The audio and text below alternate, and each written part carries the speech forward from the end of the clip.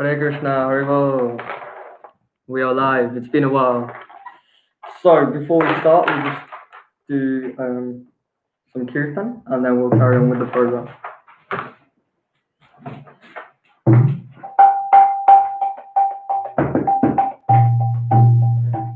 Namo Vishnu Padhaya Krishna Prestaya Bhutale Srimati Bhakti Vedanta Swami Niti Namine Namaste Saraswati Deve Gauravani Pracharine Nirvishesha Shunyavadi Ashtadhya Deshatarine Shri Krishna Chaitanya Prabhu Nityananda Shri Advaita Gadadara Shivasadi Gaura Bhaktavrinda Hare Krishna Krishna Krishna Hare Hare Hare Rama Rama Rama Hare Hare Hare Krishna Krishna Krishna Hare Hare Hare Rama Rama Hare Hare Hare Krishna Krishna Krishna Hare Hare Hare Rama Rama Hare Hare Hare Krishna Krishna Krishna Hare Hare Hare Rama Rama Hare Hare Jaya Radha Gokulananda Radhe Jaya Jaya Prabhupada Jaya Jaya Prabhupada Nitai Gaura Hari Bol Nitai Gaura Hari Bol Shri Harinam Sankirtan Yajna ki Jai Hare Krishna Mahamantra ki Jai Nitai Gaur Premanande Hari Bol. Sorry, I should have told you. Thank you. Hare Krishna, Hari Bol. So it's been a while. Sorry, I was not here for the last two classes, but my dad filled in. And we discussed chapter 4, the transcendental knowledge. So just a brief summary of what's happened so far in the Bhagavad Gita. We've started in chapter 1, Arjuna's dilemma. Krishna gives a very like a crash course of what's going on in chapter 2. Chapter 3, we talk about work and renunciation, and that same theme will repeat today. And then chapter 4, Krishna talks about transcendental knowledge and the importance of sacrifice and action and inaction and inaction. It's very confusing, that chapter. And then now we're just going to discuss chapter 5. So before we start, thank you very much to Shiva Prabhu, Shashi Mataji, Haribol, Kailash Prabhu, Haribol Shika Mataji. Thank you very much, Anarada Kali Mataji, and thank you very much, Purushottam Prabhu, for joining, and anyone else who's watching. So before we get into the chapter 5 overview, we do our little introductory prayer, the Mangalachara. So we'll just do that now. Narayanam Om Namo Bhagavate Vasudevaya. Om Namo Bhagavate Vasudevaya.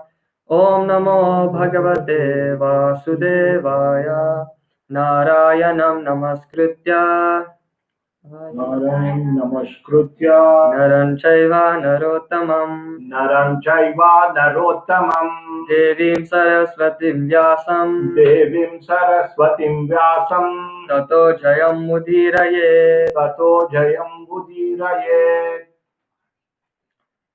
So as chapter 4 finished. Krishna spoke about in the last chapter about jnana, knowledge or transcendental knowledge. And he talked about all these different ideas about how karma works, what is inaction, how when you work fully in full transcendental knowledge, then that's also known as inaction because that work doesn't produce any results. And so now Arjuna, after speaking on this sort of knowledge theme for so long, now Krishna, he at the end of chapter 4, verse number 42, he says, "Now armed with this knowledge, get up and fight." And so Arjun now thinks it's a very similar question that he poses again as the one in chapter 3 at the beginning, which is that knowledge and work seem like mutually exclusive things. When you have knowledge or renunciation in Arjun's eyes, and how can you work at the same time? But this question is a little bit different because it's comparing the two rather than asking what's the difference between the two. So in chapter 5, verse number 1, which I'll just quickly read out the translation. Arjun said, "O Krishna, first of all you asked me to renounce work, and then again you recommend work with devotion. Now tell me kindly, definitely, which of the two is more beneficial."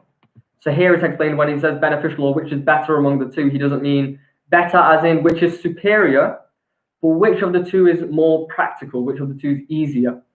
And so Krishna speaks about how, well, he compares these two processes. So we have one process where we talk about jnana or transcendental knowledge, or working with that knowledge in terms of analytical study and renunciation. And then there's another one which is working with that knowledge, but carrying out the work, and you renounce the fruit of the action. So in one you don't work, and in the other one you do work, but in the mood of devotional service. So he's just comparing the two, and he's saying which of the two is better in terms of practicality, not in terms of superiority. And so it's important, the most important thing to realize in this chapter is it's very similar to chapter 3, and knowledge and work are not mutually exclusive. If you have knowledge and you have this transcendental knowledge, that doesn't mean that you don't work. And if you don't work, that doesn't mean that you're situated in knowledge necessarily. So that's the important point to recognize, is that they're actually combined together as niskama karma yoga, which we described earlier. Niskama, kama means desire, niskama means without desire. Karma yoga obviously means working, if you like, working in devotion without desiring the fruit of the action. So you carry out an activity, but no matter what the result of that activity is, you don't care because you don't desire it anyway.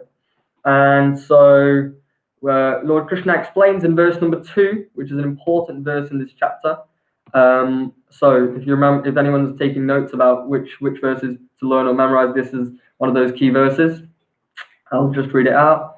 Shri Bhagavan Uvacha Sanyasaha Karma Yogascha Nishreyasya Karavubhau Tayostu Karma Sanyasat Karma Yogo Vishishyate.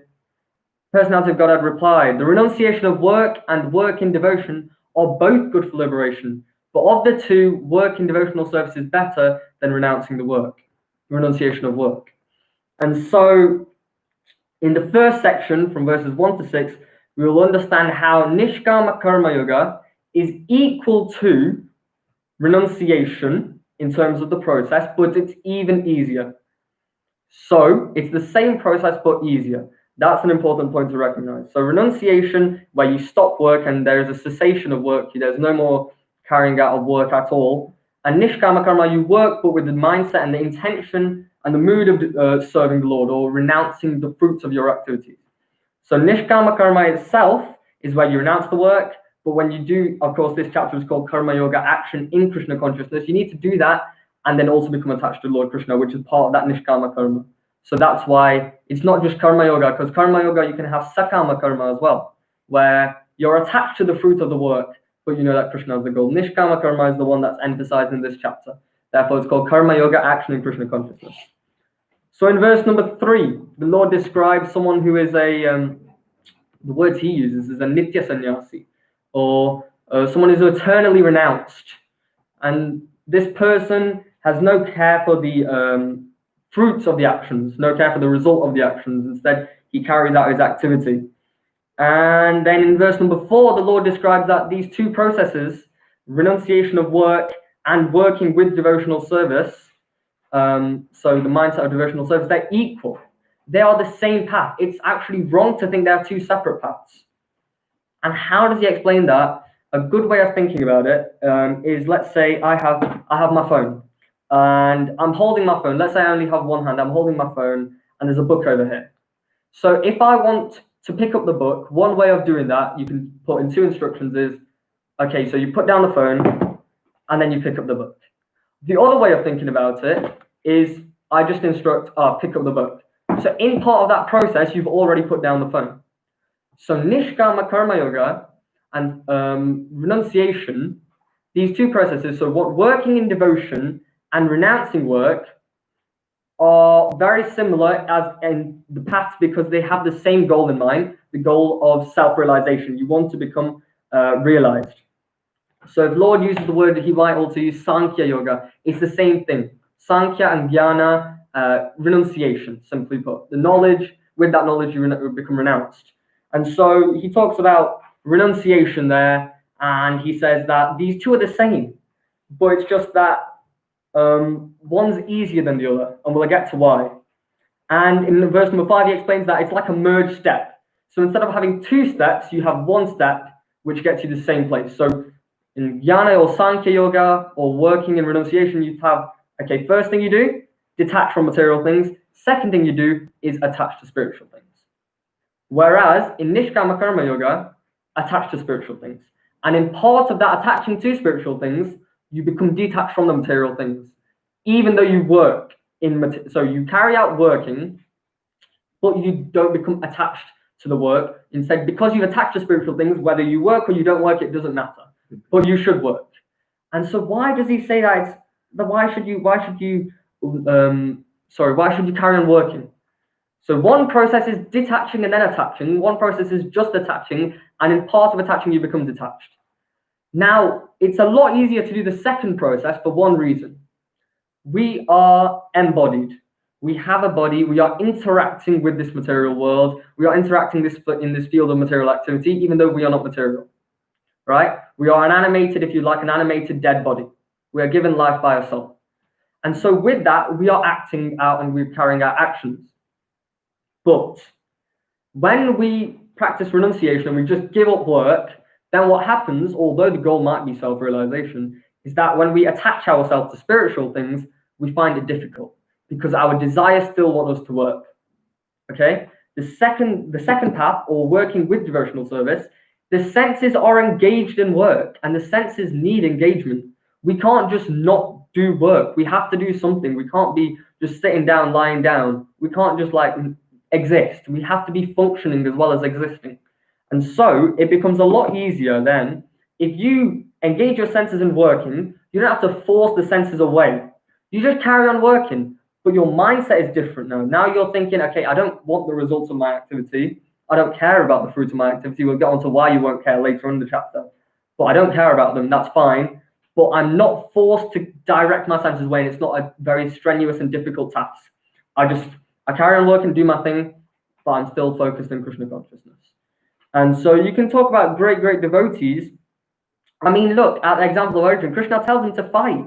People, a lot of times people think devotion is inertia, and it might sound like I'm repeating what I said in the 3rd chapter because it's the same point here. And Krishna's repeating this for emphasis here, that you should carry out your work, but with the mood of detachment. You should not detach from you can detach from the work, it's just really hard. It's very difficult. So just, why would you take, if you had two paths leading to the same place, you'd take the shortcut any day because it's a lot easier. So similarly, if you take the easier path of nishkama karma or working with devotion, it's a lot easier. So this is what he talks about in the first section from verses 1 to 6. You achieve the same result, but it's a lot easier. And in verse number 6, he talks about how these two paths, they look superficially different, but they're actually the same. They're fundamentally the same, although externally they might look different. So in one path, you carry out working, and the other path, it's like one path is carry on working or attachment to spiritual things, and the other path looks like detachment. So it looks like superficially, working in devotion is one thing, and then renouncing is another thing. One's detachment, one's attachment. That's not what it is. Although it might look like that, one is going to take you to the same goal that the other one will take you, but it's a lot quicker. It's just accelerated. So it's a lot easier. And so this is why it's much easier to take up working in devotional service. So spiritualizing your activity. Let's say you're going to work and you've got, I don't know, music in the car. Just put on a kirtan instead. Or you do, I don't know, I've always given the example of passwords.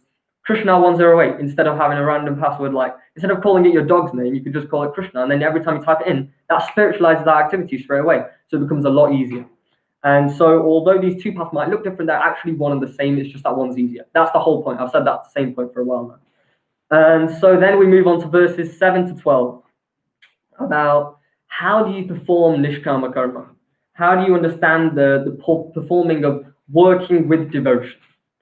And so Lord Krishna gives then the next verse, verse number 7. I'm just going to get it up here. This is the next verse to note down.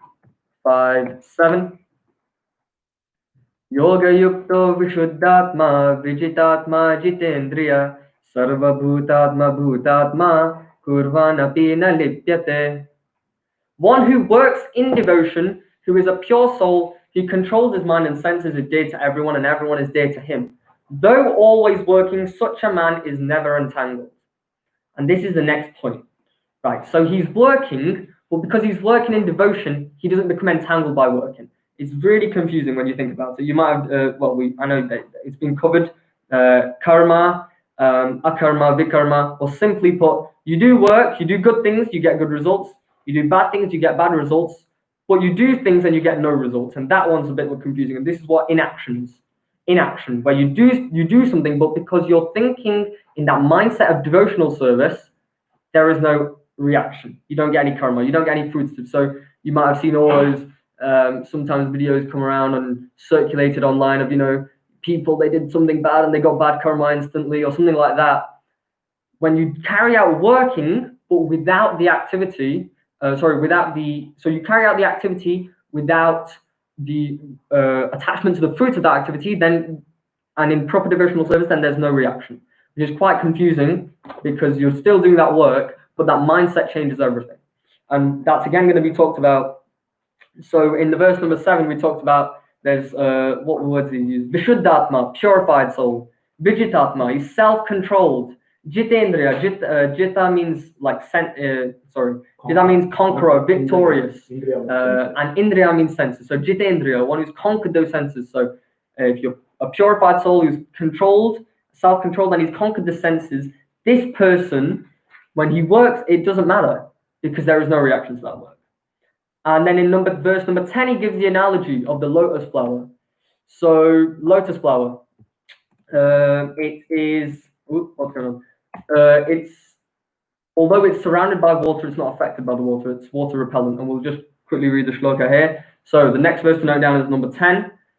Brahmanyadhaya karmani sangam tyaktva karoti ya lipyate na sapapena padmapatram mivambasa.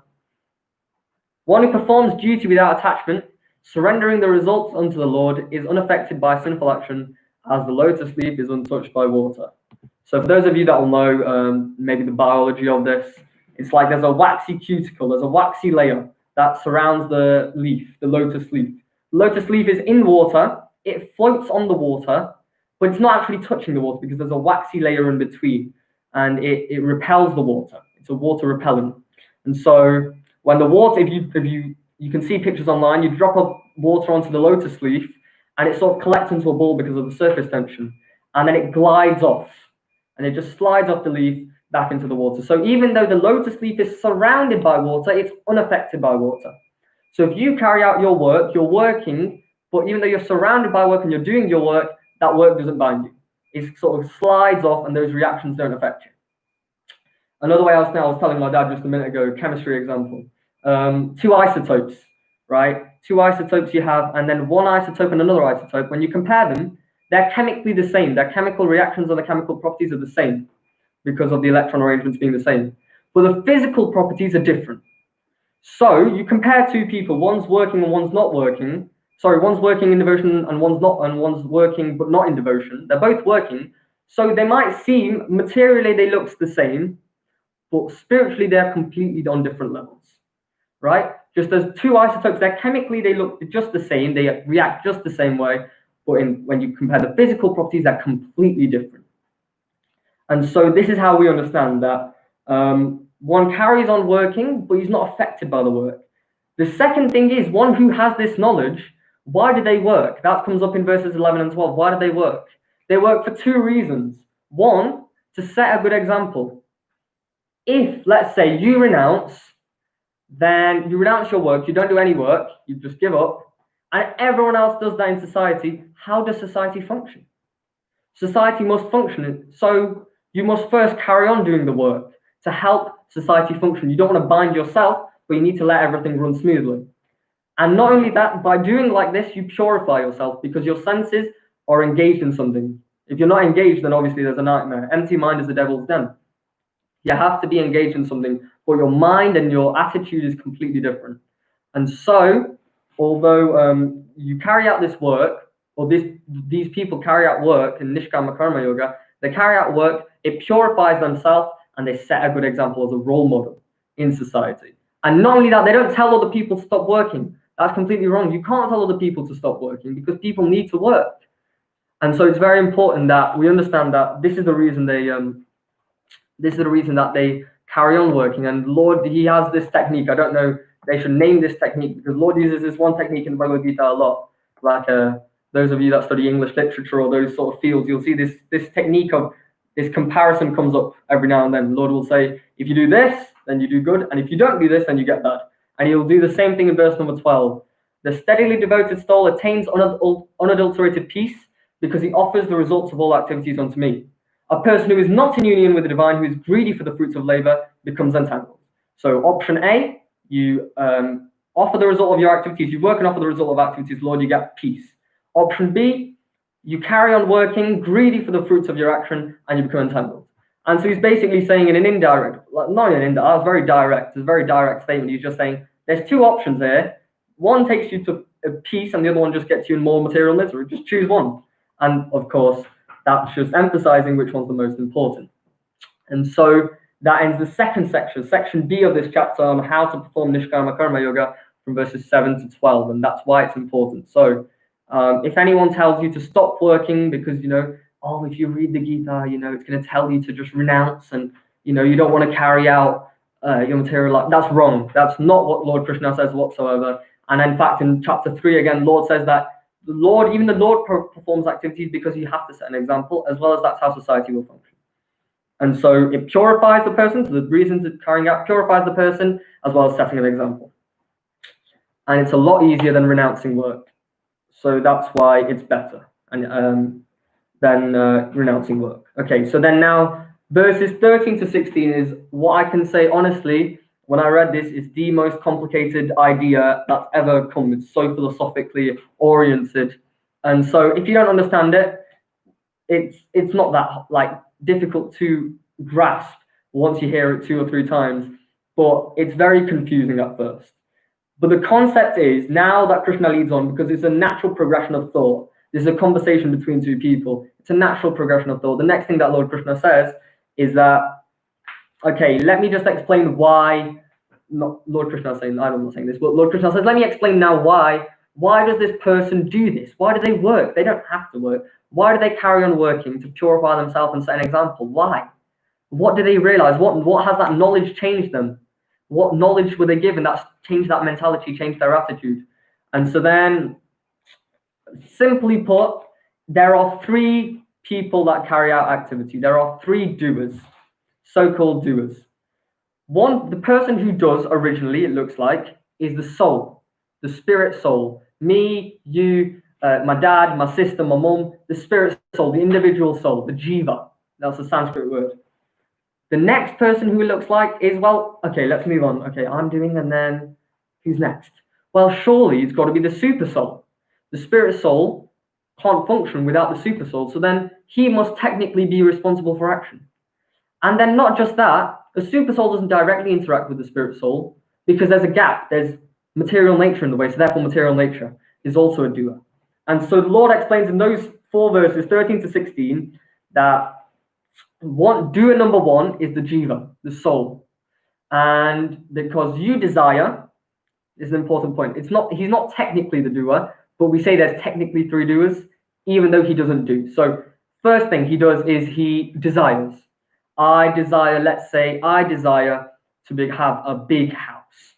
And so the Lord will then, it goes through the Lord who will sanction that desire. Will go, okay, you know what? Big house. Yeah, you get that big house. But then the other thing it goes through is material nature, which is under the will of the Lord again. So that's why the philosophically confusing aspect comes. Material nature, but the material nature, my activities and whatever, I've acted like an absolute idiot this lifetime. I've done nothing useful. So then what happens is I get my wish as a big house in the next body as a cockroach or something like that. And I don't know what a cockroach's desirable houses, but I'm just giving the example that you get what you desire according to what you deserve. That's the way that it functions. And those three people, or material nature is not a person, those are the three doers of activity. And so there's a soul, there's a super soul, and there's material nature. And then, the three modes of material nature, goodness, passion, and ignorance. And we function in the material world because of these three modes.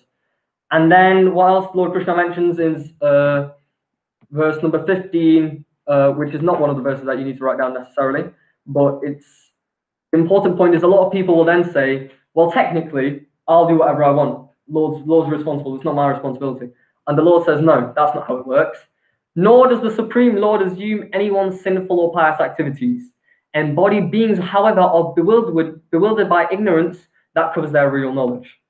Okay, the Lord is not held responsible for any activity that we commit. And that makes sense, because why would Scripture exist then? If we don't commit anything and Lord is responsible, then Lord is responsible for everything. Why does it matter what we do? So that's why that's not right. The Lord is not responsible. The Lord sanctions. Although he's technically a doer, he's not held responsible. And the reason for that is because he is aloof. So the material living entity desires, the Lord sanctions, because it's got to go through there somewhere. And then the material nature carries it out practically. And so it starts off with the jiva, who's the cause of the desire, and then it goes through this system, and then it comes out. The point is, why is this mentioned here? Because the person with knowledge, this is the knowledge they have. They see me, myself, and there's Lord and the material nature, and these three are interacting in such a way, and he realizes the one thing, I am not the enjoyer. Because if I think I'm the enjoyer, I will get a thought like, I want to live with a big family or something like that, and I want to be wealthy or something like that. And you'll become wealthy, the Lord will go, yeah, right, fine, sanctions. He doesn't actually take part, he just says, yes, fine. And then what we do after that is we get, because of our material nature and the way we're acting, we get a big family, but as, I don't know, a pig. There's nothing wrong with pigs or cockroaches. I'm not saying anything wrong about them, but I'm just saying that you get what you desire according to what you deserve and which bodily circumstance that you're deserving, for example. So the Lord is saying that he's not affected by anything. So the person realizes, okay, the ignorance is thinking, I am this body, I am independent, I know what I'm doing, I'm fine, let me enjoy. That's ignorance. Real knowledge is realizing, I'm not the body, firstly. Secondly, I'm not even the controller, I'm not independent. I've got this minute independence I can use. But actually, who is truly independent is the super soul. And so I want to take shelter under that person. And so this is why, if you realize, I'm not the body, I ain't the body, I don't need to take the fruit of the body, I don't need to care about what result the body brings, then in that way you can work in renunciation. Again, you can talk about every single verse, of course, you can talk about, give classes and lectures on every single time, and these three are very, if you like, they're full of juice and content to talk about for a lot. But the realization is that we need to realize our relationship with these three, and therefore this removes the ignorance, and we take shelter of the Lord from that. So, I mean, this is chapter 4, transcendental knowledge, has already been given before in the second section of chapter 4. And so knowledge leads to liberation. This knowledge leads to liberation, but the knowledge is not liberation. So there's a difference. So what happens is that one comes to the mode of goodness, as explained here, that you're removed of ignorance and you carry out activities in the mode of goodness, and therefore you come to the mode of goodness, and then you realize that the super soul is causing that mode of goodness, so springboards you and shoots you on into carrying out activities which then lead up to liberation. So the point is They act without caring for the fruit of the action because they realize I'm not the body, I'm not going to get anywhere if I keep on taking the fruits of my action. And so instead, if you just take the shelter of the Lord, it's fine. And that's why they're surrendering their fruits unto the Lord. That's the point to make there. Again, this sort of free will versus destiny idea, the simple way, the easiest way to understand is that there is a minute free will. You have the free will to desire whatever you want. Okay? The Lord is the one who sanctions. So you have, let's say, right, this is not my, I don't own this property that I'm in right now. It's owned by my dad or my mom or my parents. And they've given me a room upstairs. Now, if I put up a poster in my room of the periodic table, for example, which is what I have, or if I change the room, I paint it blue. Now, I've done that technically. So technically, that's me. But it's also technically theirs, right? But just because I painted that room blue doesn't mean that the whole house is mine. Make sense? So we have the facility and the little independence to control our own body and our own activities and desires. However, that does not mean we are independent completely. We are under the dependence of the Lord. That's a simple way to put free will versus destiny. There's a lot more depth that you can go into. The other point that's mentioned in that argument in the purple is that Krishna, as soon as Lord Krishna sees that one is trying to become his devotee, avasya rakshive Krishna, then Lord Krishna will provide the facility for that devotee to improve. He facilitates the improvement and better devotion of that devotee. So then that comes out completely of this sort of you're not affected by destiny then. Instead, the Lord is now making sure that every single move that you carry out is like a wonderful jigsaw puzzle on a path in which you can progress. And so that's that point. The Lord is aloof. And so this way, people, they carry out the realization. So 13 to 16 verses, who is the doer? That's what it talks about. The three doers, the soul, the super soul, and material nature. And now that knowledge leads to liberation from the mode of goodness. And so now verses 17 to 26, the chunk of the chapter, is dealing with seeing equally and impartially. The activity, so these are the three ways that it's been summed up. Seeing equally and impartially, as well as the activities and the manner in which a person who's working in this situation reacts. But that's the main summary that you can take is seeing equally and impartially.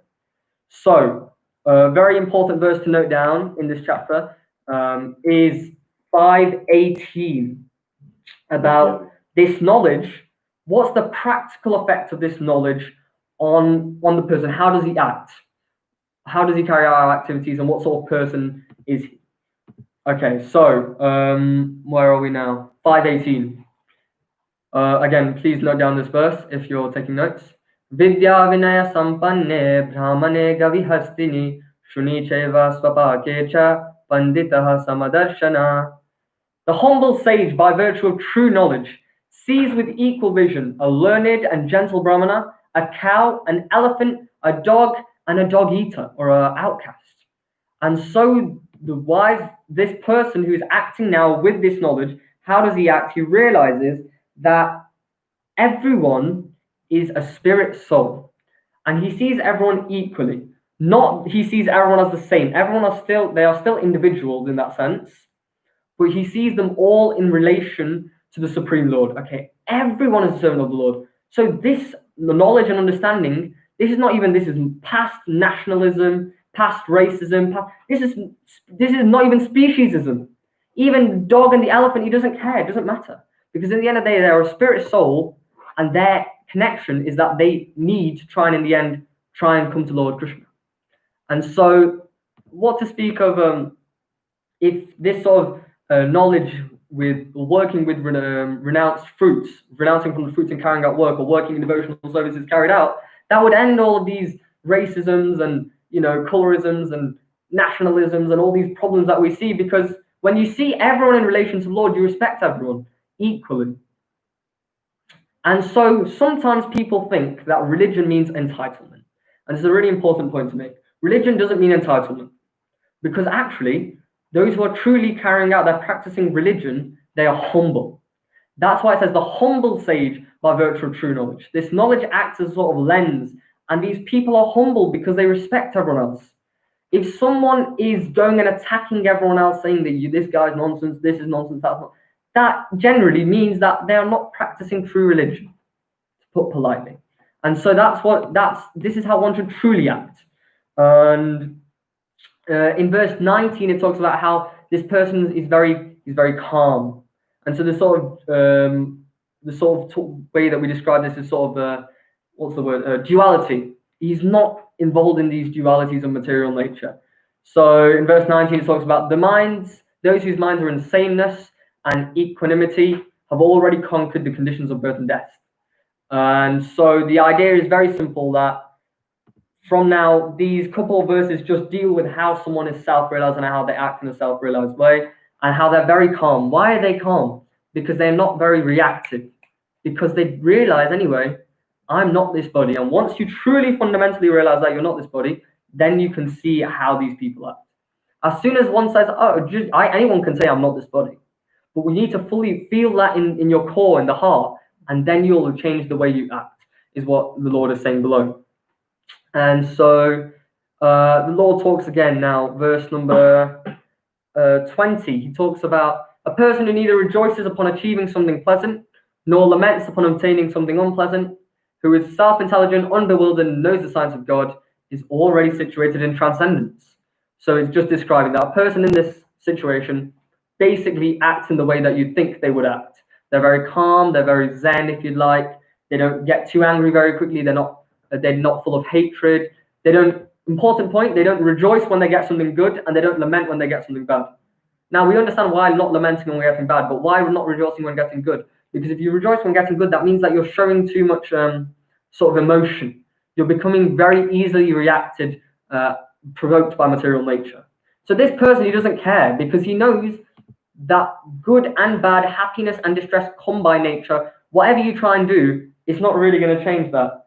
And so then what the material nature means that we're going to get happiness and distress coming anyway. You might have seen like a sine graph. It just comes, it goes up and down and up and down. That's just the nature of it. So there's no point rejoicing at highs and no point lamenting at lows. That's going to happen anyway. You should be situated in the science of God and situated in transcendence instead. So then it's described that such a person is not attracted to material sense pleasure, but because he's in trance, he's always enjoying unlimited happiness, because his happiness is within himself. So I think the next one I'd like to point out, verse number 24, please note this one down as well. Atma Rama, or Sthita Prajna, we've described in the second chapter. This is, again, this type of person. One whose happiness is within, one who is active and rejoices within, whose aim is inward. He's actually the perfect mystic. He's liberated in the supreme, and ultimately he attains the supreme. So this, again, we've talked about the if factor, or the if rule. A lot of people think if I do this or if I do that, I'll be happier. It's on various levels in the material world. You can say, if I have this type of house, if I have this type of car, if I have this much money, material objects. But not only that, the other if factor can be, if I look this way, if I look in a certain way, then I'll be happy. Or if I have this person, then I will be happy. Or things like that, whether that can be material, it can be personal, it could be relationships, anything. People think, if, then I will be happy. Imagine a Python, I don't know if anyone does computing or programming here, but if you have a Python function, you put if, then. And what keeps on happening when you do that is you don't actually become happy. And that's a fundamental point to realize, because when you get one thing, I've got a big house, now what? Okay, now I want a lot of money. Now I want this and now I want that. And the if thing, as long as you situate your source of happiness outside of yourself, you will not be happy. That is the first stage. There's another bit coming onto that.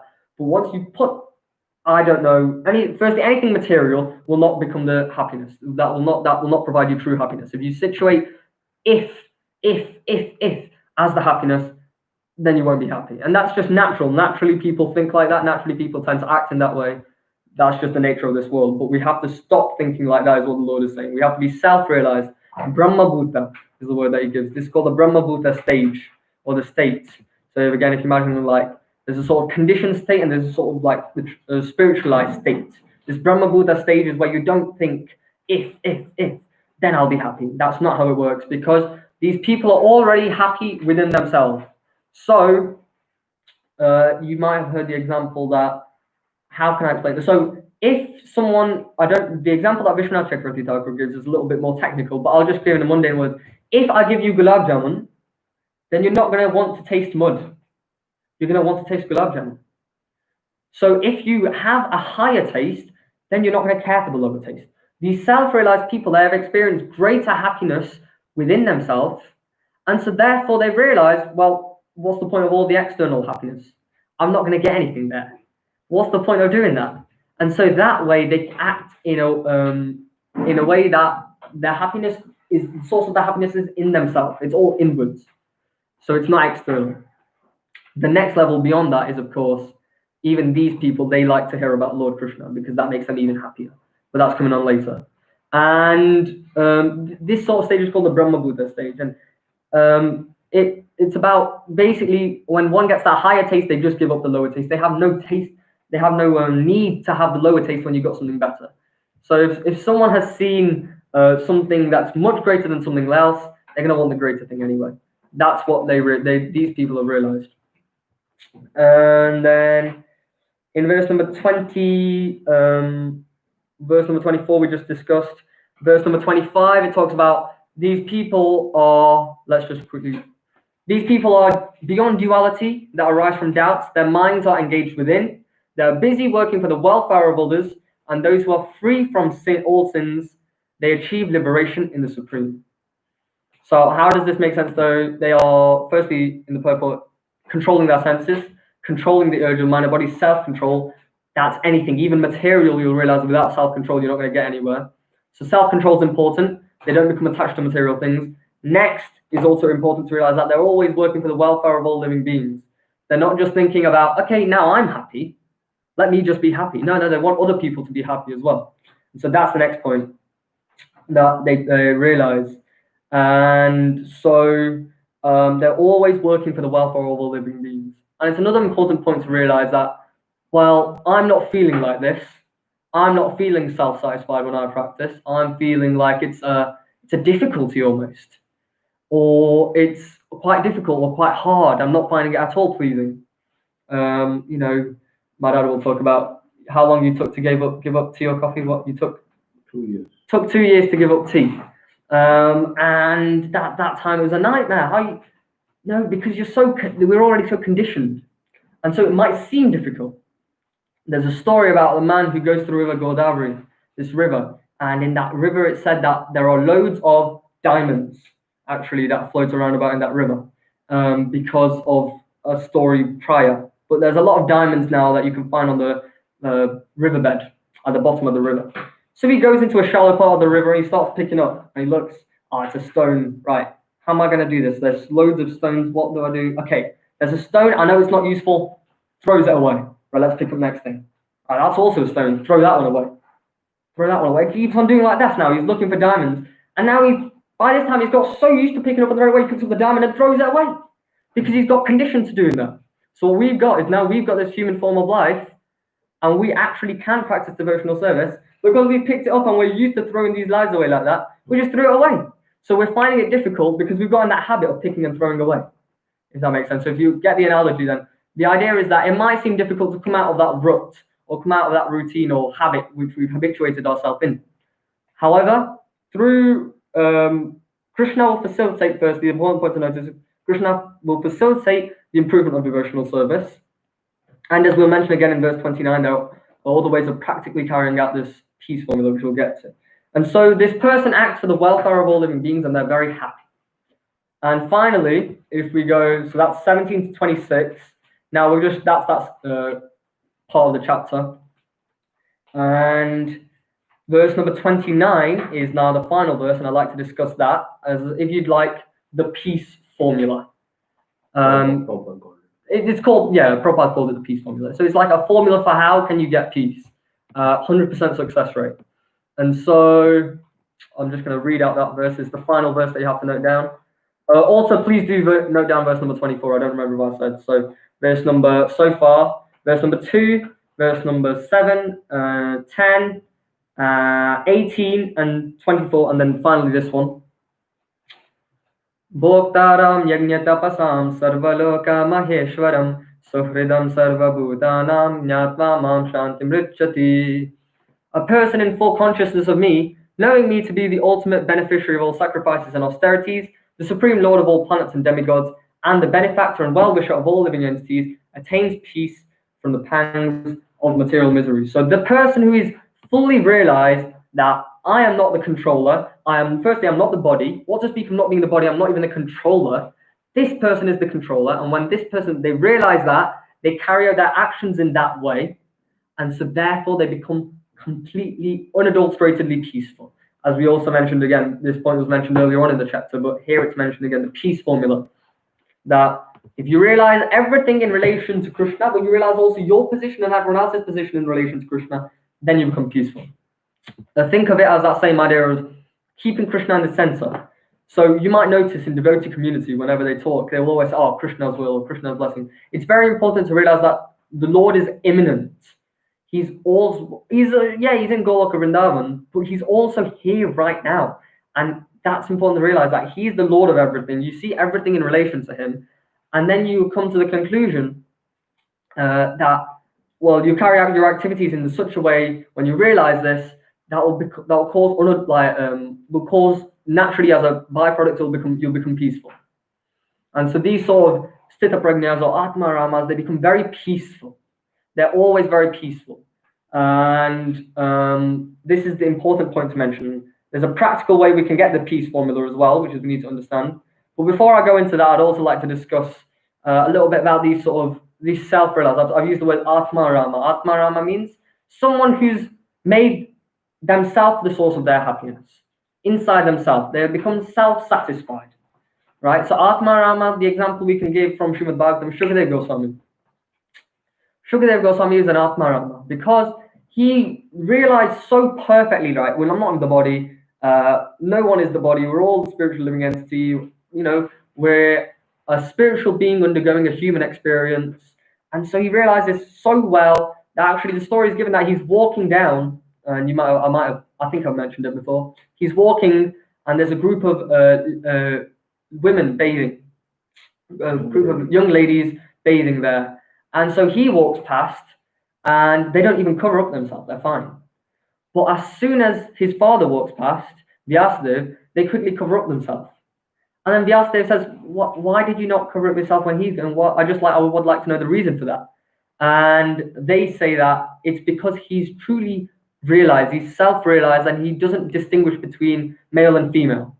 Because he's so clearly in his head, it's very clear that everyone is a devotee of the Lord, and there is none of this speciesism or racism. None of that is there in his mind. And so he is that self-realized. And so this is how we can understand this is a sort of an example of a person who's like that. And you think about it maybe like different no, I won't do that one now. That'll be for next one.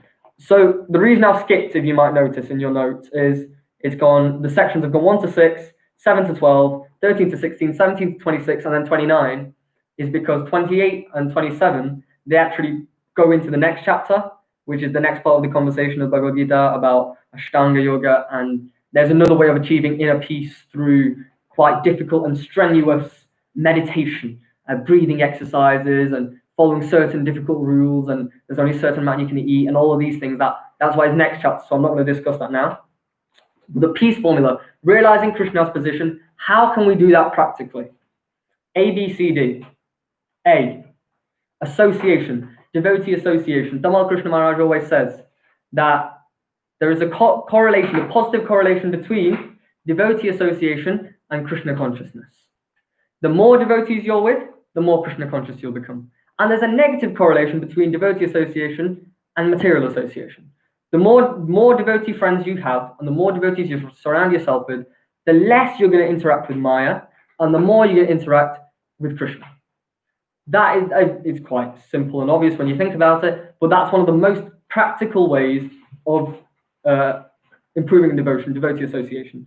Associate with people that are like-minded, that want to improve as well in Krishna consciousness, then you're not going to go wrong. If you associate with people who don't want to improve in Krishna consciousness all the time, then naturally you will develop that mindset. So that's the first practical thing, A for association. B, reading Srila Prabhupada's books. We've got this wonderful wealth of knowledge. When I say reading, that includes like listening. It's about books. B. So reading, listening, hearing these books, or analyzing and studying these books. Because when you hear this, I'm not saying that every single other book in the world is useless. That's not what I'm saying. I'm not fighting at the other books. I'm trying to say that when you read these ones, though, in particular, you realize something changes within your heart. And that is that you notice, okay, this is what I want to do. I want to be happy. How can I be happy? That makes it much clearer. And so it gives you an example. Let's say I want to do A-level economics. Now, if I go into that A-level exam in 2 years' time, or a year time, no, 2 years' time, and I go and sit down and go, okay, I'm just going to wing it because I think I can do it anyway. That's not how it works. You've got to go and study it. You've got to go and see how it works. So the process works by practicing and reading those books. It's like a textbook. It's like a manual. When you get once assembled something from IKEA, you check the manual and see, okay, this is what I do. This is what I do. So books will provide you the basis. Books are the basis. A, B, C. C is very good, very important, often overlooked. Chanting. Chant, simple. Why? Materially, again, it brings your mind to this stage of calm and peace and Zen. Chanting can be done in terms of japa, which is what I'm more advocating right now, which is that you sit down, you use the beads, and you sit down in one place and chant, or maybe you just want to walk and chant. Calms the mind firstly. Internal side, it's cleaning. It's like cleaning of the heart. You know, when you clean the body, you take a shower. Cleaning the heart, chant. Cleaning of all the anarthas or all these miseries in the heart. The next thing is you can also chant in kirtan, and that's another way of spiritualizing music. So A, B, C, association, books, chanting. And finally, D is diet. I say diet as if devotees do a diet. The diet is prasadam, of course. We don't actually diet in ISKCON. Feasting. It's important to... Why a lot of people also overlook this one even more than the other three. Why is it important to take a Krishna conscious diet? Because it affects the change in consciousness, and also everything you can do to think about Lord Krishna is better. So if you force yourself to eat prasadam, then you're going to have to think every single time, I need to offer it. And when you think like that, at least you're thinking of Krishna, which is better than thinking of something else. That's one way of understanding it. Simply, there's of course prasadam, there's glories of prasadam we can go into, but from an even very basic level, that's one of the greatest things about prasadam. And the power of prasadam, especially of that when it's offered to Lord or devotee, Narad Muni, he became the Narad Muni by, if you would like, eating the prasadam of the Bhaktivedantas. That's a separate story, but that's how he becomes Narad Muni. So these three things, A, B, C, D, and what's the other one? A, B, C, D, and then there's also another one that we add, E, which is ecstasy. That you get E out of this. So if you like, that's a sort of formula. A plus B plus C plus D equals E, gives you ecstasy. Not ecstasy as in what material people would consider intoxication or anything like that, or the drug ecstasy. We're talking about spiritual ecstasy. And then, honestly, I can say personally, that sort of happiness that you can get from Krishna consciousness, nowhere else. That's just from my personal opinion, seriously. So, quick summary of the chapter. We talk about, Arjuna's asking a little bit of a different question to chapter 3, but very similar content again of this one to chapter 3. We've gone through what is the difference between these two processes. They're not really different. It's just that one's a lot easier than the other. The second section is about how can we understand that one works, but they don't get affected by the work. They carry out activity, but they're not affected by activity. That is simply just that, like the lotus leaf analogy, or I gave the isotope example if anyone's into chemistry. The simple way of understanding that they carry out the work, but they're not affected because of the mentality that they're in, even though it might appear like they're working and everyone else is working. Why do they work? Is because to purify themselves and to act as an example for others. And also society won't function if you don't work. If everyone gave up and became renounced, then small things in material society which have to function won't function. Then 13 to 16, who's the doer? Section 3, who's the doer? The doers are these three people. These three people are involved in the doing or any activity. And so we need to have that knowledge which takes us out of ignorance. So, or nescience, ignorance, same thing. When you come out of ignorance, then that means you're in knowledge. That knowledge helps lead to liberation. Now where we at? And then that's verses 13, 16, 17 to 26, majority of the chapter. How does this type of person act? They see equally, they respect everyone, they work for the welfare of everyone, they are self-realized, happy, and that might seem so far away, but it's not, and it's actually easier to get there than we think. And also then finally we conclude the chapter with a peace formula, which is, if you like, seeing Krishna in relation to everyone else, and the practical way of doing it, A plus B plus C plus D is E. So that is the summary of the 5th chapter of the Bhagavad Gita, entitled Karma Yoga, Action in Krishna Consciousness. Does anyone have any questions or corrections? Just say that every first and third Sunday these classes. So yeah, these classes are going every alternate Sunday rather than every Sunday now. Every first and third Sunday, sorry. That's what it is. Rather than every Sunday, because A-levels. So, because A-levels. So thank you very much, Shashi Mataji. Thank you very much, Shiva Prabhu. If there are any doubts, please do put in the chat, because often, like when I was reading this, I struggled to understand it first time as well. So if I've just quickly skimmed over something because I thought it's just easy, but it's actually, I need to elaborate more, please do ask. Thank you very much, Shika Mataji. It doesn't look like we're getting any other. I'll give it a minute or two for questions to be asked.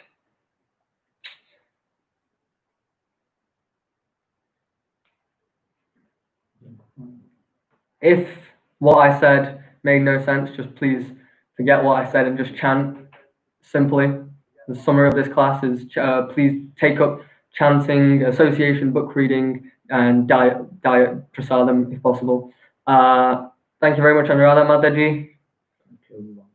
So I think that looks like there's no one else. See you in 2 weeks' time. I think, yeah. What's the date? It's going to be the 18th when we next see each other.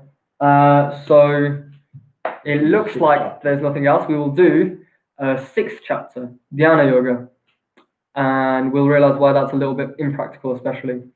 Very well, thank you, Purushottam Prabhu. Thank you, Bharati Mataji. Okay, so I think what we'll do then is we'll move on to next class. Same time, same place, in your own homes. Please do bless me. Forgive me if I made any mistakes, and do feel free to correct me. I'm by no means perfect, and trying to learn as well myself. So if there's any questions, do ask them in the comments of the video later on when this goes up. Thank you very much. Thank you very much. Hare Krishna, Hare Bol. See you next week, same time, same place, and prasadam will be served at your own home. Oh, not next week, 18th. Hare Krishna.